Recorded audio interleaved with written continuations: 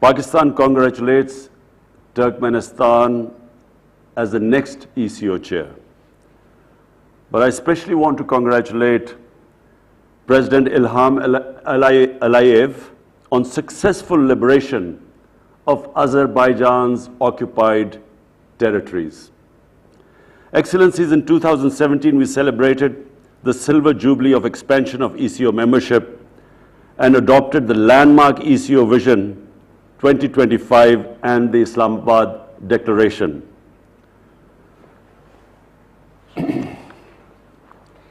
It reflected Pakistan's strong resolve to advance our institutional goals and energize ECO as a dynamic organization for regional cooperation. Excellencies, the focus of our present summit, regional economic cooperation in the aftermath of COVID-19, is both apt and timely. Like the rest of the world, the member states of ECO have been severely affected by the unprecedented health and economic crises unleashed by COVID-19 pandemic. Over 115 million people have been infected by the virus, and more than 2.5 million people have lost their lives.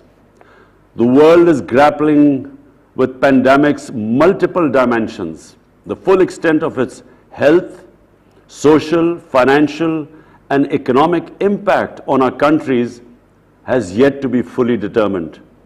It is evident that developing countries, including ECO members, have been disproportionately affected. Our economies have contracted, trade has declined, poverty and inequality has increased. Excellencies, we in Pakistan realize that we must prevent our people from dying from the virus and from hunger. We face these twin challenges like a lot of the developing world. We pursued a people and poor-centric approach, and doing this very difficult balancing act, saving lives, securing livelihoods, and at the same time stimulating the economy. An extremely difficult balancing act. And despite our financial constraints, my government allocated an unprecedented $8 billion to support the poorest and the most vulnerable households, and then small businesses with direct cash handouts, and then subsidies to the poor under our Ehsaas program. Excellencies, the COVID-19 pandemic is not over. We must ensure that our people secure the earliest possible access to vaccines being produced, but on an affordable and equitable basis. The vaccine must be declared a global public good, because actually no one will be safe from the virus unless everyone is safe. Pakistan has begun its vaccination drive, but it has only so far concentrated on the frontline health workers, which obviously is everyone's highest priority. We must also address the economic impact of the pandemic. The world economy has contracted by 5%. The rich countries have injected $20 trillion to stimulate their economies. I again repeat, the rich countries have injected $20 trillion. Our economies have been equally affected, but we do not have the capacity of fiscal space to create such liquidity. I have proposed a five-point plan to provide developing countries the fiscal space to recover from COVID crisis. And this includes debt relief, SDR creation and redistribution, concessional finance, mobilization of climate finance, because that's another crisis looming ahead, and then ending illicit financial flows and return of stolen assets back to the developing countries. because, Excellencies, $1 trillion every year, according to FactEye, $1 trillion every year leaves poor countries to rich countries and tax havens. Excellencies, apart from its health and economic consequences, the COVID crisis has exacerbated the manifestations of religious discrimination, xenophobia, and Islamophobia in various parts of the world. We have witnessed this in our immediate neighborhood. The COVID lockdowns have enabled the suppression of people in occupied territories, struggling for their right to self-determination. And then, for all the leadership, I would want to point this out. It is essential to reject any attempt to link Islam and terrorism. To link in Islam and terrorism is the biggest injustice which is being done to Muslims in the world.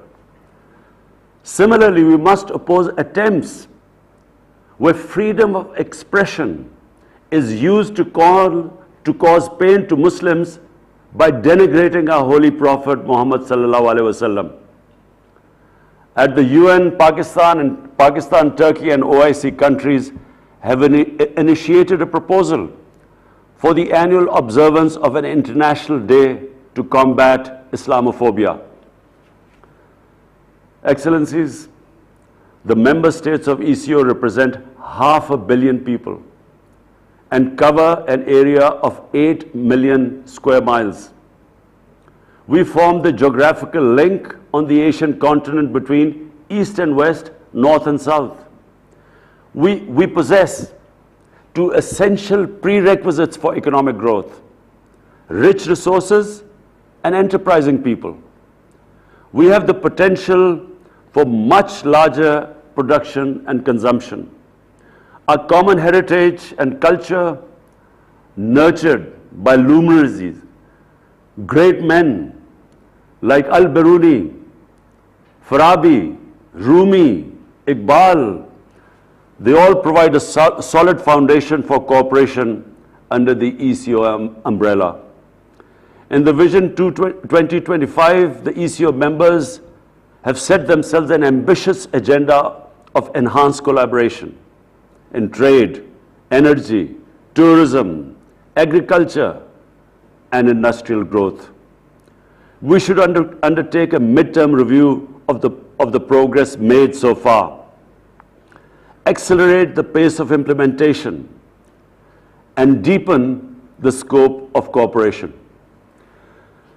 Excellencies, in advancing our common objectives, we must take full advantage of our geographical location, economic assets, and political relationships. Regional connectivity and integration have been proven to be essential for rapid growth and development. Enhanced physical infrastructure will generate economic activity, trade, employment, mobility, and cross-border exchanges. Peace in Afghanistan is crucial to the success of such physical integration in ECO region. I hope that the successful culmination of the intra-Afghan negotiations will lead to durable peace and security in Afghanistan. Excellencies, our priorities and goals are clear.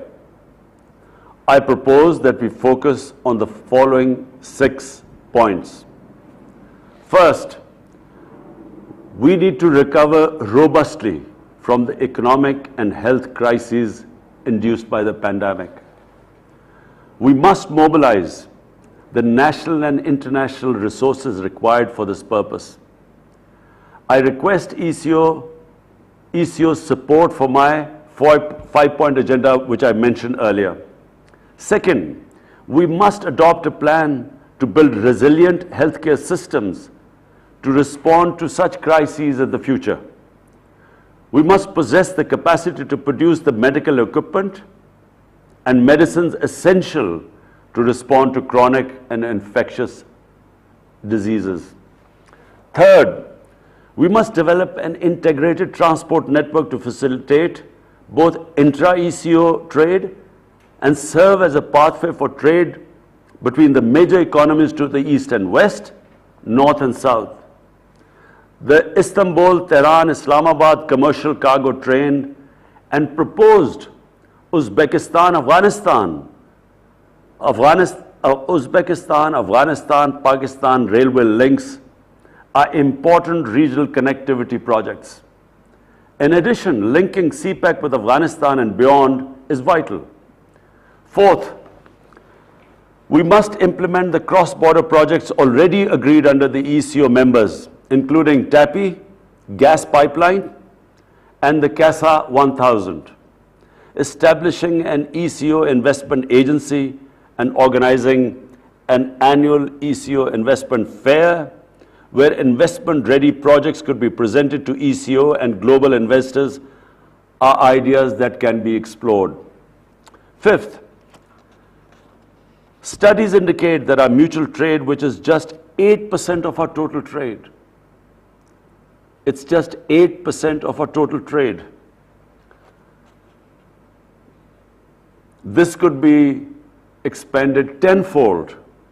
Enhanced transport links will help, but we should promote conscious measures for trade promotion, simplify border procedures, establish intra-regional institutional linkages, reinforce existing regional mechanisms like ECO Trade Development Bank, operationalize ECO trade agreement, and develop new initiatives like the clearing union. Sixth, to remain competitive, we must promote knowledge-based economies.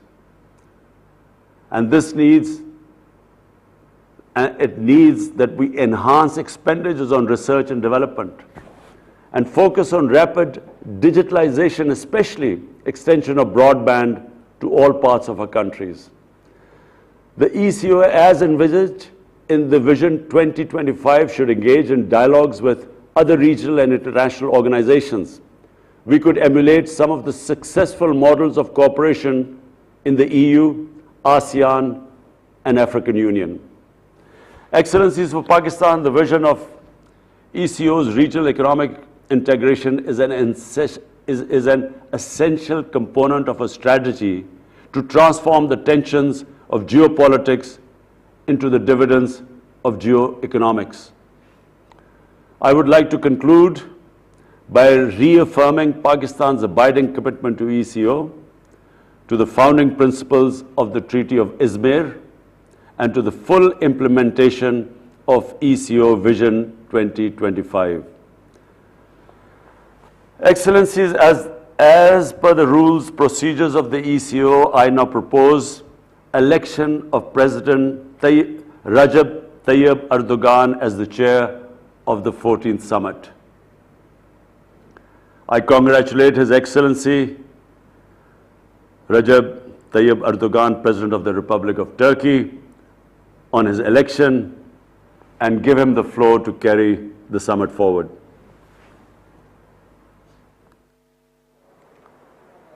वज़ीर आज़म इमरान। आपको बताएं कि इक़्तिसादी ताउन का 14वां इजलास जारी है। वज़ीर आज़म इमरान खान का वर्चुअल इजलास से वीडियो लिंक के जरिए खिताब जारी था। उनका कहना था कि तुर्कमानिस्तान को आइंदा इजलास की सरबराही पर मुबारकबाद पेश करते हैं। हमने अवाम को वबा के इस बचाव के लिए भूख से भी बचाया है। पाकिस्तान में कोरोना वैक्सीनेशन शुरू हो चुकी है, जबकि उनकी जानिब से यह भी कहा गया कि दुनिया भर में कोरोना वबा की वजह से मईशत में बहुत नुकसान हुआ। और ये थी फैज़ टीवी ताज़ा तरीन।